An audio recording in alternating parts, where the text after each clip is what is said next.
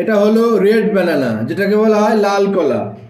সবসময় তোমরা দেখেছো কি হলুদ কালারের কলা, তো এটা হচ্ছে লাল কালারের কলা, খোসাটা লাল হয়। এবার ভেতরটা কেমন হয় আমি এখন আগে কখনো খাইনি, তো ভেতরটা ট্রাই করে দেখবো ভেতরটার টেস্ট কেমন। আর এর দেখতেই পারছো একটু আঠালো টাইপের কলাটা, বুঝতে পারলে আঠালো একটু, আমাদের এখানে যেমন বর্তমান কলা বলে না বা সুবরি কলা, সেরকম টাইপের একটু আঠালো টাইপের। তো দেখতে পাচ্ছ কলাটা খুব সুন্দর। এবার কলাটার ভিতরে কি বীজ আছে কিনা সেটা দেখা প্রয়োজন। কলার ভেতরে কোনো বীজ নেই, একদম ফ্রেশ। তো এটা খেতে কেমন হবে সেটা তোমাদের সাথে শেয়ার করছি। একদম আঠালো টাইপের, এটা অনেকটা বাবুল গামের মতন টেস্ট। মিষ্টি, খুব একটা মিষ্টি তা না, বাবুল গামের মতন। আর খেতে জুসি টাইপের,